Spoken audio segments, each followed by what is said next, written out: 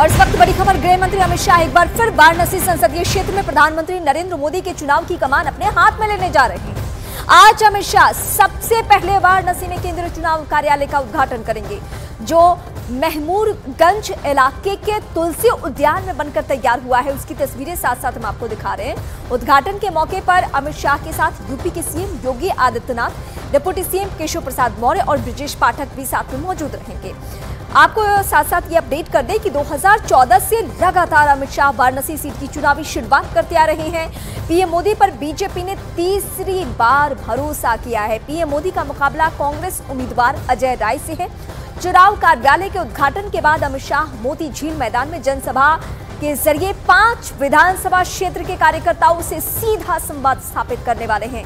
ये वहीं की तस्वीरें हम आपको दिखा रहे हैं। बड़े नेता कौन कौन मौजूद रहेंगे, सबसे पहले उस पर फोकस करते हैं। अमित शाह की मौजूदगी रहेगी। इसके अलावा सीएम योगी आदित्यनाथ और उत्तर प्रदेश के 2 डिप्टी सीएम भी मौजूद रहेंगे। और इस वक्त मैं सीधे अपने सहयोगी अमित सिंह का रुख करती हूं। अमित, वहां की तस्वीरें दिखाने के साथ साथ बताइए कि क्या वहां को लेकर तो कोई सस्पेंस है नहीं, क्योंकि पीएम मोदी खुद वहां से चुनाव लड़े। पूरे देश में उनके नाम पर बीजेपी वोट मांगती है। जहां से पीएम खुद चुनाव लड़ रहे हैं, वहां क्या चुनौती होगी? है क्या कोई चुनौती?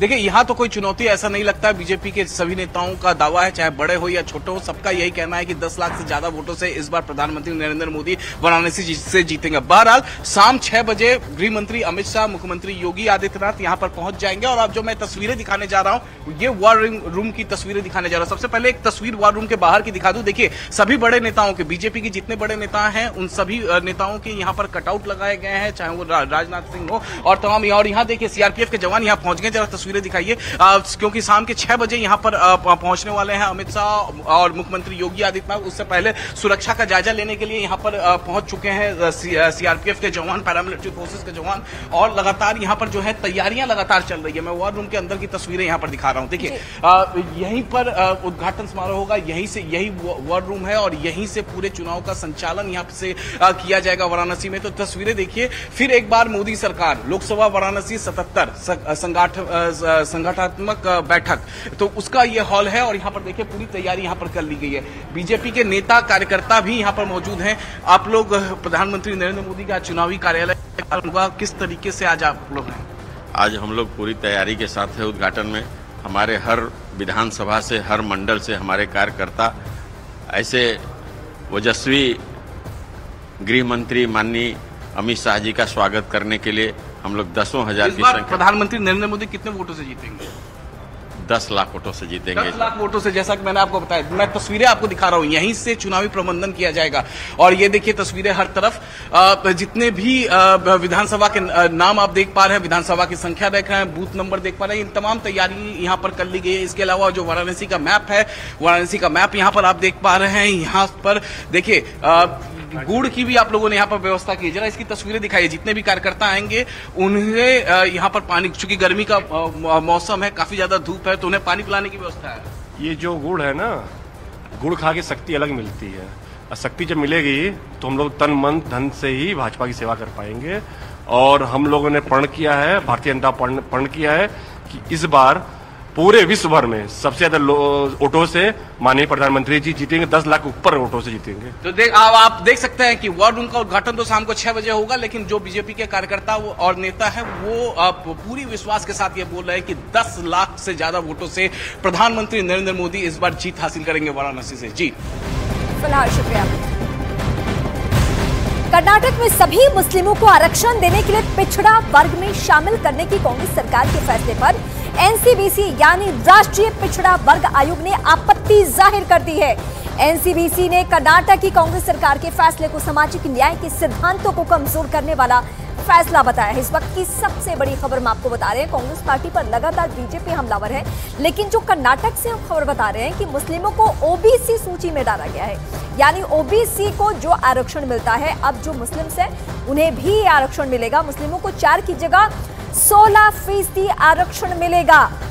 ओबीसी को जो आरक्षण मिलता है, अब वो सीधे मिलने वाला है किसको, वो इस वक्त हम आपको बताने जा रहे हैं। छत्तीसगढ़ के सरगुजा में पीएम मोदी ने भी कर्नाटक सरकार के फैसले पर सवाल खड़े करके थे और कांग्रेस पर तुष्टीकरण की राजनीति करने का आरोप लगाया है।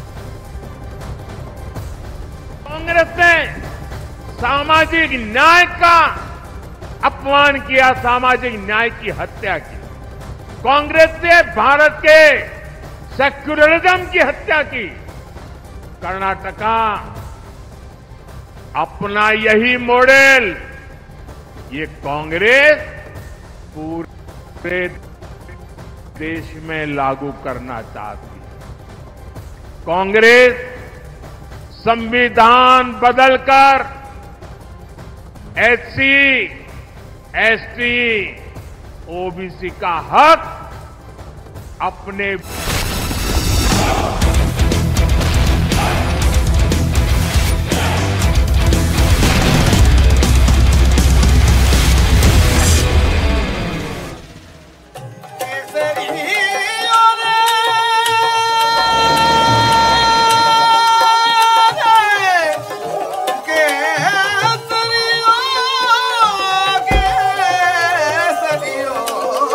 अब हम जा रहे हैं थार के एक रेगिस्तान में और यहाँ पे देखिए गाड़ी चलाना बहुत ही टेढ़ी खीर है क्योंकि रेती है नीचे आप देख रहे हैं और इसमें अगर एक बार टायर फंस गया तो हो गई मुश्किल। आसपास आप देख रहे हैं ये रोइडे के पेड़ हैं, ये देखिए इस पर ना पीले फूल लगते हैं और इसे डेजर्ट टीक भी कहते हैं। इससे लकड़ी का काम होता है बकायदा, बहुत बढ़िया काम होता है बाड़मेर में। हम जा रहे हैं गांव में।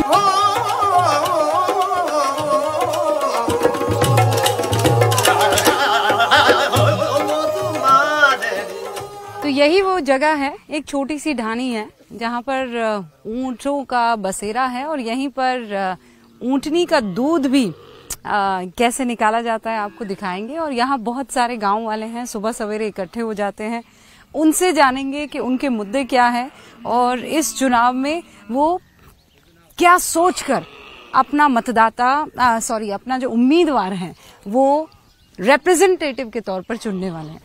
बस आप नाम के लिए नरपत सिंह। अच्छा नरपत सिंह साहब, तो आप वोट दो। वोट दो। हाँ। और ये बार कई मुद्दा होगा आपका अब की बार? रविंदर। हाँ, ऐसा क्यों? रविंदर जी अच्छा बढ़िया काम कर रहे हो। तो अठे आए थे रविंद्र सिंह भाटी।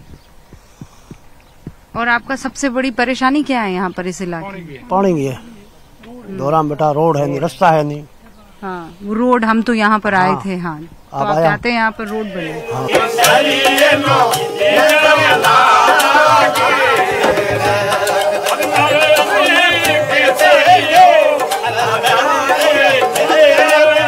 ऊँटनी का दूध पी लेंगे। हाँ। रविंदर सिंह भाटी जीतेंगे जोरदार वोटों से। ये देखिए मैंने सवाल पूछा भी नहीं और इनको पता है। क्यों आप एक युवा पे क्यों भरोसा करेंगे? और वो अच्छे आदमी हर एक की बात सुनने वाले हैं और कोई भी उनके फोन करेंगे या व्यक्तिगत मिलेंगे तो काम कर देते। अभी तो एमएलए बना है, एमएलए से पहले भी हमारा कोई काम जोधपुर में कोई काम पड़ गया कोर्ट का या कचहरी का कोई भी तो अच्छी मदद कर, मेरी मदद की उन्होंने, बहुत बड़ी मदद की। मैं एक फाइनेंस मुकदमे में फंस गया था तो फिर कोई सहारा नहीं देखा, जोधपुर में आया था, अरेस्ट वारंट आ गया था।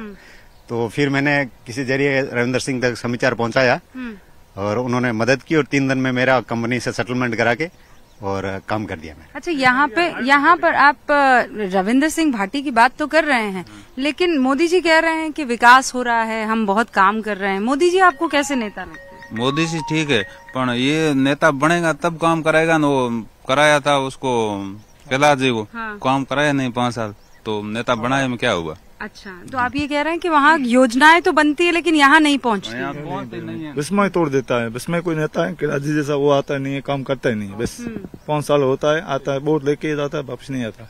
अच्छा आपको भी यही लगता है? ये परेशानी है, 4.5 साल तो दिखाई नहीं देता है और संसद में जाता है, ऐसी लगी हुई है, नींद में सो जाता है, 4.5 साल के बाद में आ जाता है।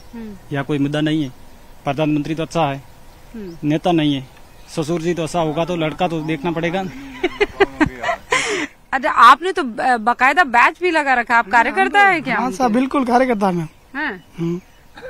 वोटर नहीं है, कार्यकर्ता है? नहीं वोटर भी है, कार्यकर्ता भी है। अच्छा हाँ, किसी को मना के लाएंगे, वोट करवाएंगे, ज्यादा मतदान करवाएंगे तो हमारा भाई दिल्ली जाएगा तो हमारी उम्मीद रखेगा वहाँ पे हमारा जो काम करवाना वो कराएगा, एक फोन पे करवा देगा। अच्छा तो 2 और कैंडिडेट हैं और वो तो बहुत राजनीति के मंझे हुए लोग हैं।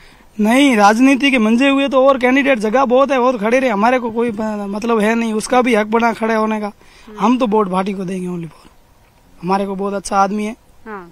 यहाँ इंडिया गठबंधन वर्सेस एनडीए चल रहा है और यहाँ आप निर्दलीय।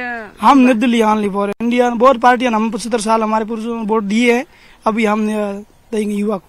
अच्छा, लेकिन देश में आपको कौन जीतता हुआ नजर आ रहा है? मोदी सही है, इधर तो रविंद्र सिंह भाटी सही है। अच्छा, देश के लिए आपको कौन लगता है? मोदी। मोदी? हाँ। क्यों ऐसा? वो है ठीक करे, कोई अच्छा आदमी। मोदी एक साथ ही है, एक जैसा ही है। अच्छा, ये कह रहे दोनों एक जैसे ही हैं, एक साथ ही हैं।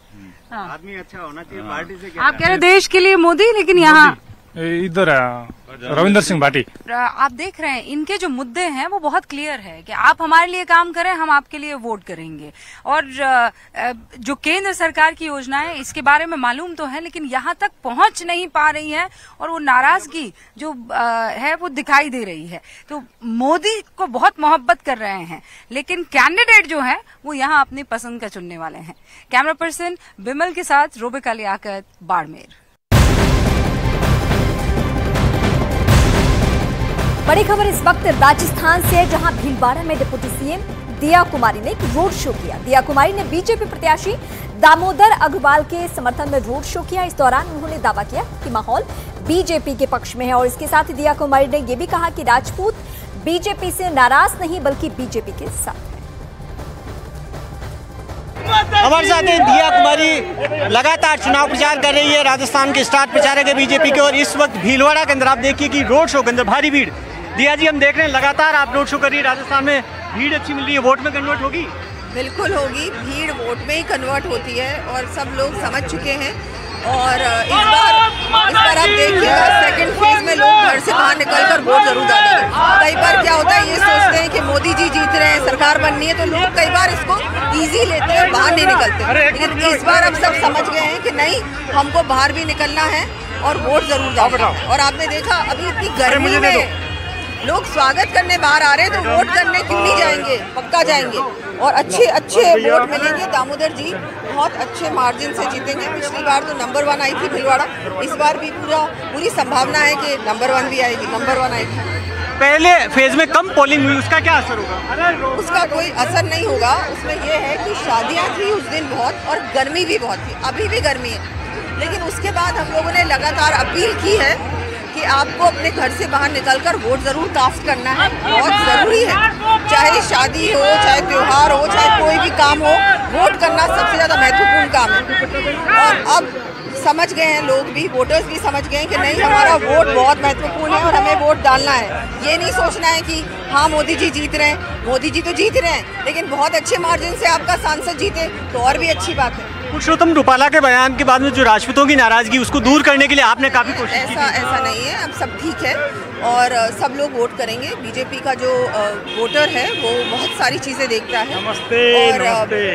और अब सब समझ गए हैं लोग कि नहीं, हमको हमारे देश के भविष्य के बारे में सोचना है, हमको हमारे देश को एक विकसित भारत बनाने के बारे में सोचना भी है। और मोदी जी काम भी कर रहे हैं, मोदी जी जो अच्छा काम कर रहे हैं वो सब देख के हर वर्ग मोदी जी के लिए वोट करे। 36। अरे भाई साहब कितनी सीटें जीतेंगे, आपको क्या लगता है कितनी सीटें जीतेंगे? 25 सीटें और 400 पार। शुक्रिया। कैमरा पर्सन मनीष साथ, भवानी सिंह, भीलवाड़ा, न्यूज़ 18 इंडिया। हो गया।